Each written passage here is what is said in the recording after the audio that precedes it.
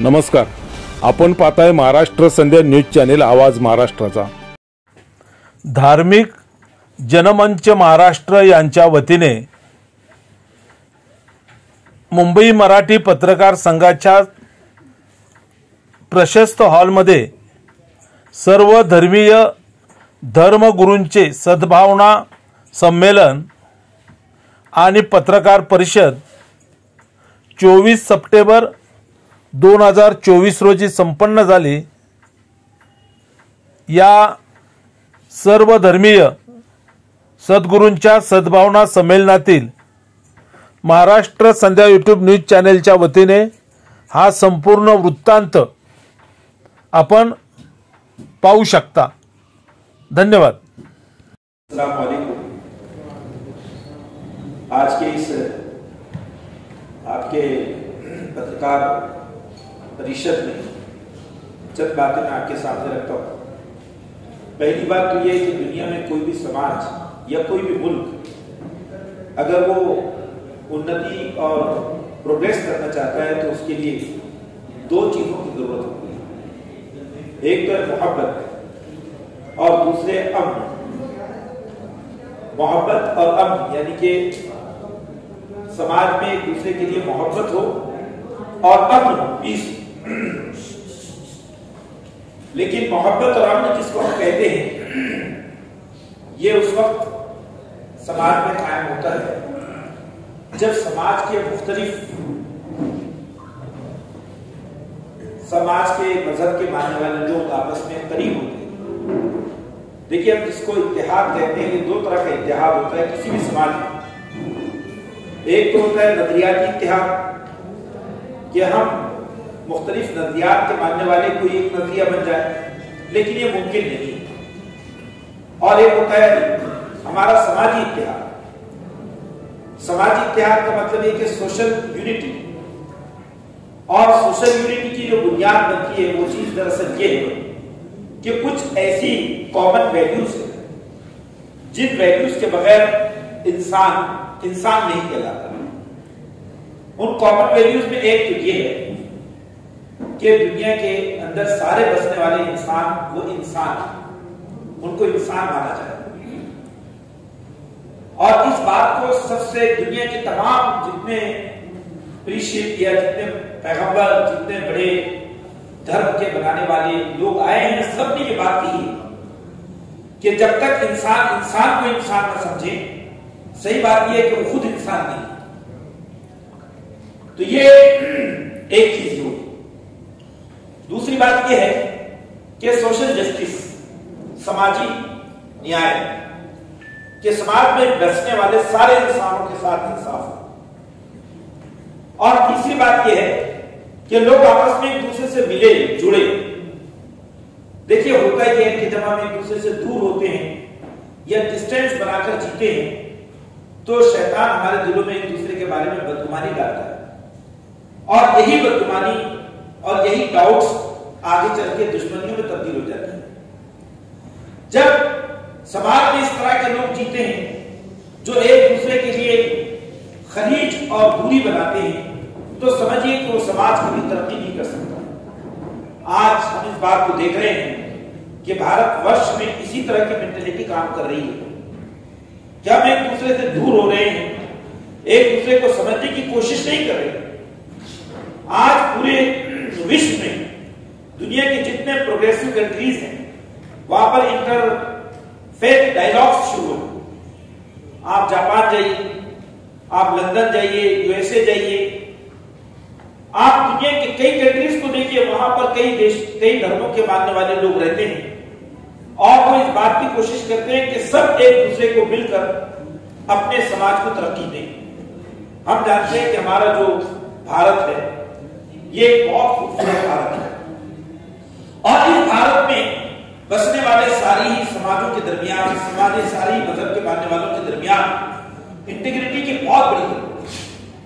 ये बात जब भारत आजाद हिंदुस्तान हुआ तो आजाद भारत में सबसे ज्यादा हमारे भारत के जो उस वक्त के बनाने वाले लोग थे, मेहमान थे, गांधी जी हो, अम्बेडकर हो, मौलाना आजाद हो, सब ने इस बात की तरफ कोशिश की ये बहुत बुनियादी बात है कि अगर भारत में बसने वाले लोग जो आज 140 करोड़ से ज्यादा बल्कि 150 करोड़ तक हमारी आबादी बढ़ रही है और अब दुनिया की आबादी का ये समझिए कि 1/6 है दुनिया पूरे विश्व की आबादी का छठा हिस्सा इंसानों का इस भारत में रहता है। तो भारत के बसने वाले इंसान ये पूरी दुनिया को दिशा दे सकते हैं, लेकिन इसके लिए जरूरी यह है कि हम सब एक इंटीग्रेटेड सोसाइटी तश्कील दें। किसी शायर ने बड़ी गहरी बात कही है कि चमन में इख्तिलाते रंग व बू से बात बनती है। चमन में इख्तिलाते रंग व बू से बात बनती है। तुम हो तो क्या तुम हो, हम ही हम तो क्या हम है। तुम हो तो क्या तुम हो, हम ही हम है तो हम क्या हम है।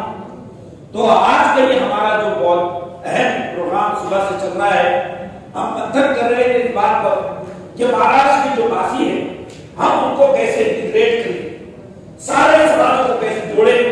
तो हमने इस वक्त धार्मिक जनमंच या धार्मिक जनमोर्चा के नाम से ये जो स्थापना की है, ये मोर्चा दरअसल महाराष्ट्र के इतिहास में इस पूरे महाराष्ट्र को नफरत से पाक करने वाला मोर्चा होगा, सारे धर्मों को करीब लाने वाला और एक दूसरे के बारे में जो गलत सोच है, गैर समझ है, उसको दूर करने वाले को मोर्चा होगा। एक बहुत बड़े विजन के साथ, एक बहुत बड़े मिशन के साथ आज 24 सितंबर को हम पत्रकार भवन से उठ रहे हैं और इस वक्त महाराष्ट्र के तकरीबन 20 से 25 डिस्ट्रिक्ट्स के धर्मगुरु यहाँ पर मौजूद हैं, जिनके लाखों में फॉलोवर्स हैं। और अगर हम सब मिलकर इस बात की कोशिश कर लें तो हमारा महाराष्ट्र पूरे देश से नफरत की फदाओं को मिटाकर इस देश को दुनिया का फिर से एक जगत गुरु बना सकता है। भाइयों, आज हम ये डिक्लेयर कर रहे हैं कि ये जितने लोग आज इस सभा में आए, ये जितने आज इस प्रोग्राम में इस कार्यक्रम में रहे हैं, वो सब के सब हमारे इस पूरे मंच के कोर मेंबर्स हैं, बेसिक मेंबर्स हैं, एग्जीक्यूटिव मेंबर्स हैं। और अब ये पूरा ग्रुप महाराष्ट्र में एक ही होगा, स्टेट लेवल पर इसकी स्थापना की गई है, इसमें ये सब लोग शामिल हैं और आगे चल के इसकी जो रूपरेखा है वो आपके सामने आएगी। इसमें कोई सदर नहीं होगा, सारे ही लोग जो इसमें शामिल हैं वो इसके अध्यक्षीय मंडल में शामिल हैं, इसकी सदारती काउंसिल में शामिल है सभी धर्म के लोग। और इसके जो कन्वीनर है सैयद रफीक पादरकर साहब इसके कन्वीनर है, जो इस पूरे हमारे अलग अलग मंच के जो लोग हैं उनके दरमियान एक कोऑर्डिनेशन की कोशिश करेंगे ताकि मुख्तलिफ इश्यूज पर हम एक दूसरे से करीब आए। बहरहाल ये 5 मिनट बचे जी, एक सवाल ये चंद बातें हैं, मैंने अपनी बात को मुकम्मल कर लिया है। यही ऐलान और डिक्लेरेशन के साथ आप कुछ सवाल भी पूछ सकते हैं। मंदिर सर नमस्कार।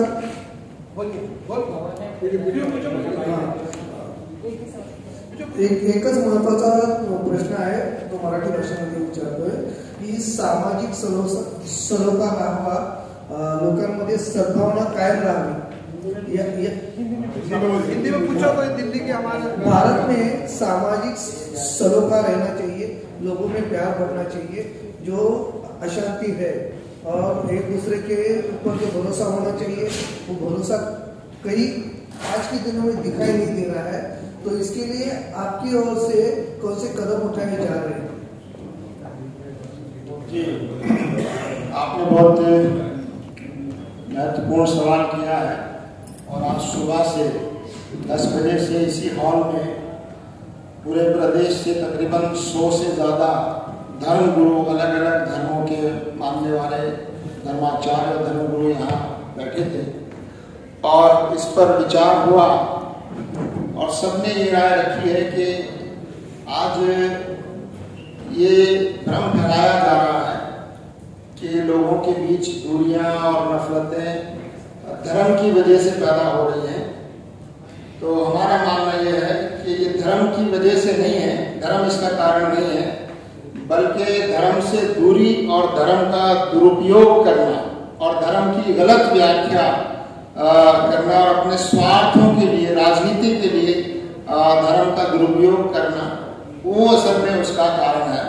तो ये धर्म गुरु सब एक साथ बैठकर ये संदेश दे रहे हैं कि हम धर्म का दुरुपयोग नहीं होने देंगे, हम धर्म का मिसयूज नहीं होने देंगे, और धर्म का जो सही रूप है वो लोगों के सामने हम मिलजुल कर पेश करेंगे। तो आज जो आपको स्टेज पर एक तस्वीर नजर आ रही है, ये तस्वीर असल भारत की तस्वीर है। ये असल भारत है जहाँ सारे धर्म के लोग अलग अलग रंग बिरंगी पोशाक में, अलग अलग विचार और आस्थाओं के लोग एक साथ बैठकर ये संदेश देना चाहते हैं कि हम धर्म के नाम पर जो लोगों को भ्रमित किया जा रहा है, धर्म का जो दुरुपयोग किया जा रहा है, और राजनीतिक स्वार्थ या अपने दूसरे स्वार्थों के कारण लोगों में जो दीवारें पैदा की जा रही है, उसको हम सब धर्म गुरु मिलकर निचले स्तर पर गांव में और शहरों में इस तरह के कार्यक्रम करके और लोगों में एक आपसी सद्भावना पैदा करने का हम प्रयास करेंगे, ताकि लोग ऐसे भ्रम फैलाने वाले लोगों के जाल में ना फंसे। टीवी शो के अंदर और जो डिबेट्स वगैरह होती है, धार्मिक डिबेट्स होती है, या फिर सोशल मीडिया के ऊपर अनाप शनाप मैसेज दिए जाते हैं या फिर वक्तव्य किए जाते हैं, क्या इस सब के खिलाफ ऐसा कानून नहीं बनना चाहिए कि अगर इन वक्तव्यों के कारण अगर दो समाज में वितंडवाद होता है, कोई बेगुनाह इससे मर सकता है या देश में आग लग सकती है, तो ऐसे करने वालों के लिए सजाएं, बड़ी सजा हो सकती या फिर उम्र कैद के लिए आपके और से कोई विचार मंचन हो रहा है क्या? खाली आपका प्रयास ही शुरू है?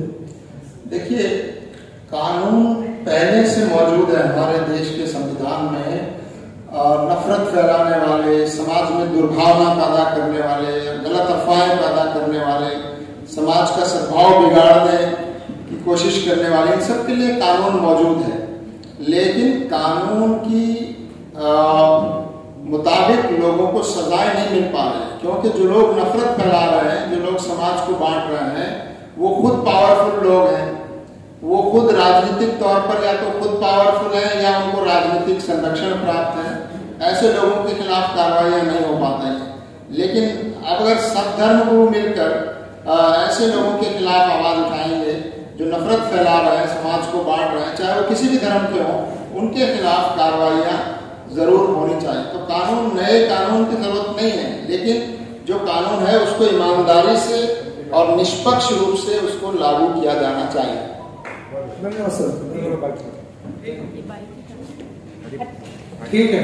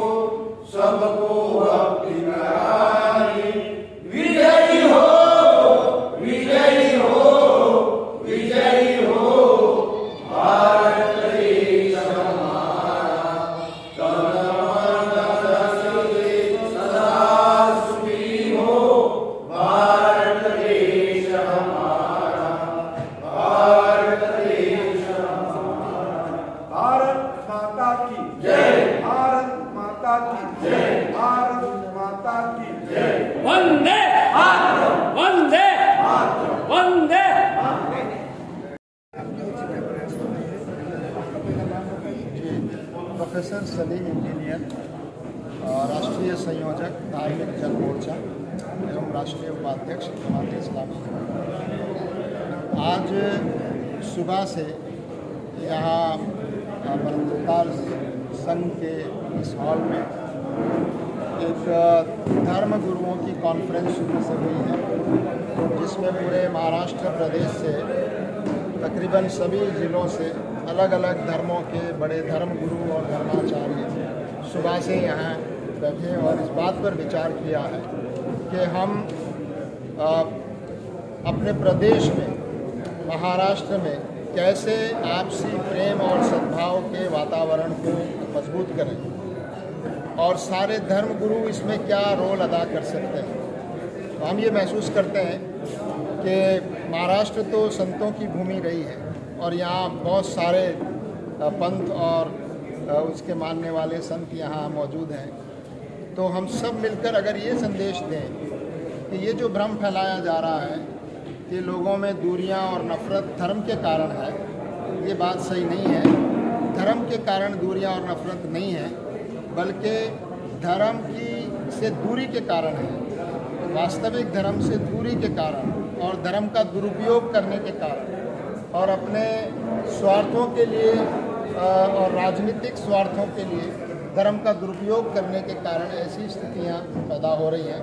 तो हम धर्म गुरुओं की ये साझा जिम्मेदारी है, सामूहिक दायित्व है कि हम सब मिलकर इस भ्रम को दूर करें कि धर्म के कारण दूरियां नहीं हैं, बल्कि धर्म का दुरुपयोग जो लोग कर रहे हैं और स्वार्थ के कारण जो लोग ऐसा कर रहे हैं। तो हम सब धर्म गुरु इस बात का मिलजुल कर प्रयास करेंगे कि धर्म का दुरुपयोग न हो। जिस तरह हम सब धर्म गुरु एक साथ आपको यहाँ नज़र आ रहे हैं, तो ये इसका संदेश है कि धर्म हमको आपस में तोड़ता नहीं है, बल्कि धर्म आपस में जोड़ने का नाम है।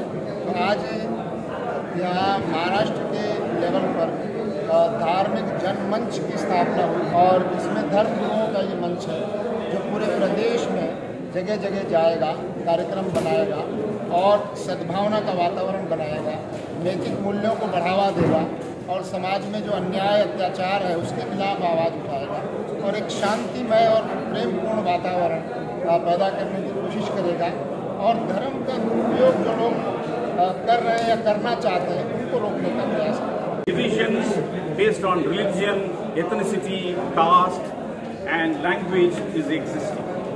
Now this is a time the peace has to be brought into this country, and organizers like him are really making an effort to bring peace into this country.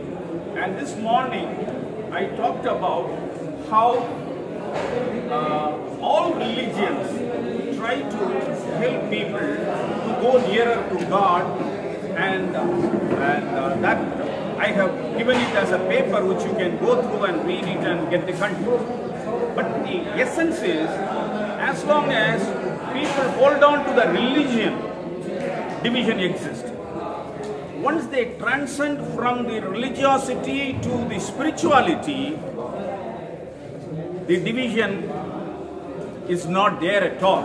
Because once a person enters into the spiritual sphere, three things happens. One is he is endeavoring to go closer to God. Second, this is a greater jihad, I can say. That is winning his own self. That is self-awareness. And when these two things are happening, he cannot remain calm and quiet in this society. He will endeavor to do social service. And when he endeavors to social service, the entire people in this world get benefited. Then this earth itself becomes a heaven. So this is the message I could really give through this seminar, and I congratulate the organizers for bringing out such effort. Thank you. Thank you, sir. Bishop Sahab.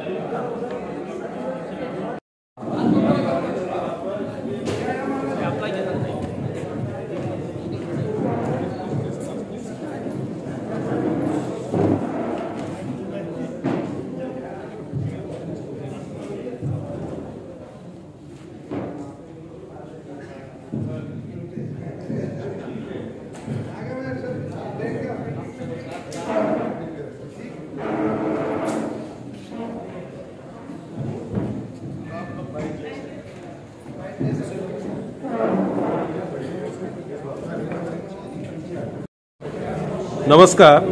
संतभूमी संरक्षक संघर्ष समिती महाराष्ट्र राज्य ही समिती कधीपासून काम करते आणि काय काम करणार आहे? ही समिती 2007 पासून कार्य करते आणि ही संतभूमी संरक्षक संघर्ष समितीद्वारा भंडारा डोंगर भामचंड डोंगर राज्य संरक्षित व्हावा म्हणून घोषित करण्यासाठी प्रयत्न केला आणि या प्रयत्नाचा परिणाम म्हणून इतिहास दाखल केल्यानंतर महाराष्ट्र शासनाला 2011ला हे सदर दोन डोंगर राज्य संरक्षित स्मारक म्हणून घोषित केले आणि केल्यानंतर त्यावरती निर्णय झाला नाही म्हणून आम्ही आता संपूर्ण आणि गेल्या मुंबईलाच गेल्या काही मला वाटते 15-16 ऑगस्टला आम्ही पत्रकार परिषद घेतली होती. त्यावेळी महाराष्ट्र शासनाला मुख्यमंत्र्यांना संदेश दिला होता 21 तारखेपर्यंत आता गेलेल्या 21 तारखेपर्यंत अध्यादेश काढा, अन्यथा आम्ही भक्ती शक्ती संदेश दिंडी यात्रा संपूर्ण महाराष्ट्रभर काढून जनजागृती करून तुम्हाला हे करण्यास आम्ही भाग पाडू